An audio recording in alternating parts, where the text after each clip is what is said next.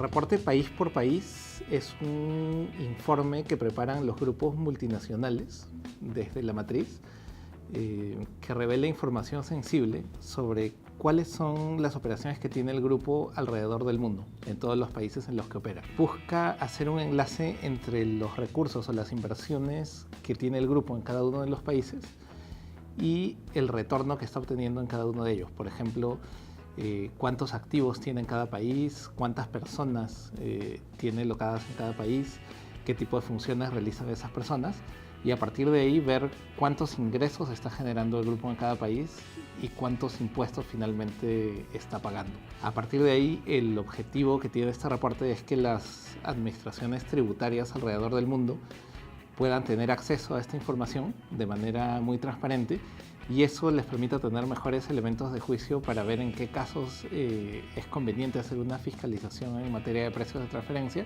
o en qué casos encuentran que hay un mayor alineamiento entre las inversiones, los retornos y los impuestos que pagan. ¿Cuándo tiene que ser entregado a la administración tributaria peruana? En nuestro caso, la fecha de vencimiento está muy cerca, empieza a vencer a mediados de noviembre de este año. Las principales dificultades vienen porque este reporte, dado que es un reporte internacional, está diseñado para que sea entregado por la matriz del grupo a la administración tributaria en su país de domicilio, solamente a nivel de la matriz. Y luego que esa administración tributaria comparta ese reporte con distintas administraciones tributarias alrededor del mundo. Por lo tanto, es una obligación que debería afectar solamente a las matrices. Sin embargo, para que ese esquema funcione, es necesario que se firmen convenios de intercambio de información automática de este tipo de reportes.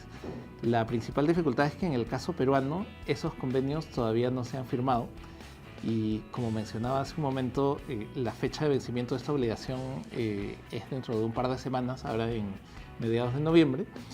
Y lo que está resultando es que incluso las subsidiarias van a tener que reportar esta información localmente, porque dado que SUNAT no puede todavía acceder a estos reportes a través de convenios de intercambio de información, va a tener que acceder pidiéndoselo a las subsidiarias.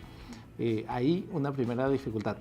Una segunda dificultad es que, siendo la información muy sensible, muchas veces las matrices que preparan estos reportes no necesariamente tenían agendado compartir esta información con sus subsidiarias locales. Entonces, no siempre va a ser tan fácil para las empresas peruanas, por más subsidiarias que sean y por más enlace que tengan con su matriz, obtener esta información para poder compartirla con SUNAT. Una tercera dificultad viene también por el tema de adecuación local, porque si bien estos formatos siguen un estándar internacional que lo ha dado la OCDE, al momento de hacer la presentación a nivel local se requiere hacer algunas adecuaciones. O sea, no solamente recibir la información de la matriz y presentarla, sino que hay que hacerle algunas añadiduras de información que ha pedido de forma local SUNAT, y hay que tener en cuenta algunos temas de traducción, por ejemplo, al español, o algunos temas de adaptación de formato.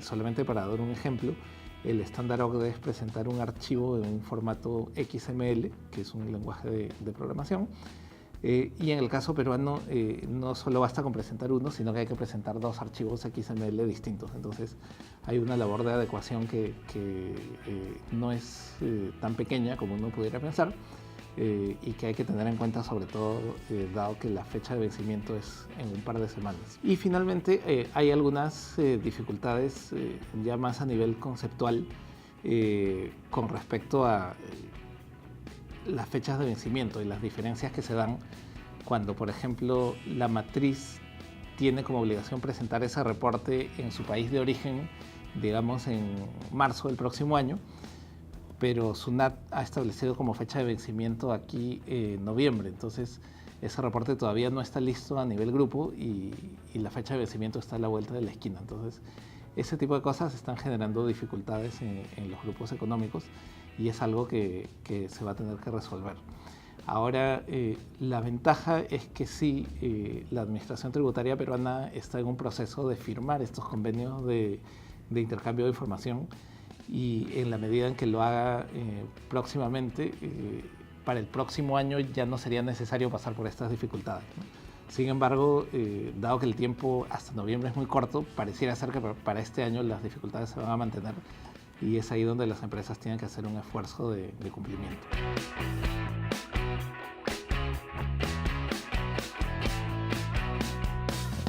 Los cambios introducidos por el Decreto Legislativo 1422 pueden ser clasificados en 3 niveles.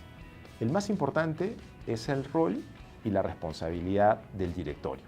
El directorio es responsable de la estrategia tributaria y de la planificación tributaria de la compañía.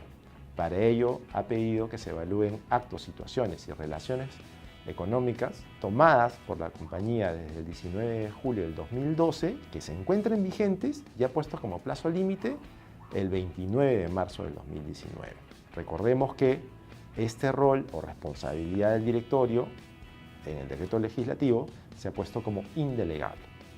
El segundo aspecto relevante se trata de la responsabilidad solidaria de los representantes legales, porque ahora se ha introducido un nuevo supuesto de dolo o negligencia grave en el Código Tributario que incorpora esta norma antielusiva. Y el tercer aspecto está vinculado con la aplicación de las normas ya en la práctica, ¿no? Y para ello estas normas se aplicarán sobre procedimientos de fiscalización definitivas en las que un comité revisor va a dar una opinión donde también el fiscalizado va a tener la oportunidad de presentar o exponer las razones por las cuales se tomaron esas decisiones, pero también va a tener que informar a todas las personas involucradas en el diseño, la aprobación o ejecución de la planificación fiscal. Y ojo que acá hay un tema muy importante, porque hay que esperar cuáles son las definiciones de estrategia fiscal, planificación fiscal, que todavía entendemos que es aquella que es agresiva, pero hay que estar atentos con eso. También ahora, dentro de este procedimiento se han introducido algunos criterios que hay que tomar en consideración. Criterios como dimensión de las operaciones, dimensión de la empresa, envergadura de la compañía, nivel de ingresos, y con eso se ha querido dar alguna tranquilidad para decir que no todos van a estar expuestos a esta norma antielusiva, sino las empresas que tengan operaciones que justifiquen económicamente la aplicación de la misma. Las empresas pueden tomar medidas desde dos ámbitos. El primer ámbito tiene una fecha límite, que es el 29 de marzo del 2019, fecha en la que el directorio habrá que evaluar, tomar una decisión sobre si ratifica o hace un cambio sobre el planeamiento tributario. Ello implica algunas dificultades previas, como revisar cuáles son las decisiones que el directorio ha tomado anteriormente y no necesariamente van a estar los mismos directores, o también tenemos que ver si tenemos el caso de directores extranjeros para ver cómo alcanza la responsabilidad y tener que evaluar cuál es su situación. Pero sin embargo, un aspecto importante también es, para evaluar estos actos necesitamos información disponible. Para ello tenemos que contar con los estados financieros, memorias, actas de directorio, actas de comités de riesgo, de comité de gerencia, diferente información que nos permite identificar todos estos actos producidos desde el 19 de julio del 2012 y que tengan vigencia aún en la empresa. Para ello va a ser muy importante dos cosas. Uno es el apoyo interno del equipo tributario de la compañía junto con la actuación de un asesor independiente, un asesor tributario que pueda hacer una evaluación clara de si estos actos o situaciones pueden estar sujetos a la aplicación de la norma antielusiva. Y nos referimos a operaciones que puedan llamar la atención, como pueden ser reorganizaciones, planificación o ahorros tributarios, podrían también ser operaciones complejas, cualquier tipo de estructuraciones de tipo financiero, en fin, cualquier cosa que se pueda considerar que pueda tomar una ventaja tributaria. Para eso también va a ser importante el involucramiento que va a tener el directorio en esa revisión, porque tiene que ir tomando conocimiento y alcanzando un nivel de profesionalización de su función de ver las estrategias y el control tributario en la compañía. El segundo ámbito tiene que ver con el ambiente de control que tiene que haber en la compañía para que el directorio pueda hacer sus funciones. Ello implica que tengamos que establecer los procedimientos para que el directorio pueda tomar las decisiones acerca de la planificación. Hay que evaluar bien el ambiente de control y de reporte que tiene que existir hacia el directorio para que pueda ratificar, aprobar, modificar cualquier acto vinculado con aspectos tributarios.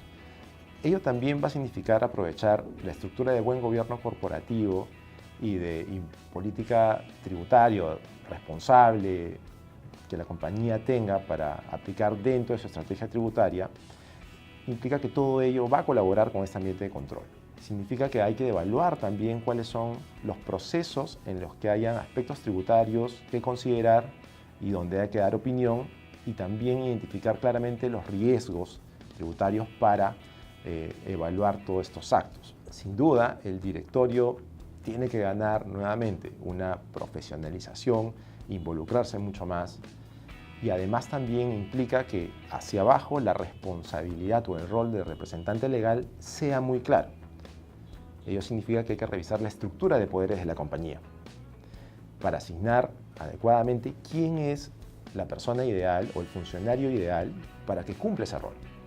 Eso va a ser muy clave, porque dependiendo de sus responsabilidades, su actuación, va a poder contribuir con este ambiente de control tributario que debe incorporarse ahora dentro de las estructuras de la compañía. Así que estas medidas también van a necesitar el apoyo interno de un equipo especializado y la actuación de los asesores para poder contribuir y mejorar este ambiente de control.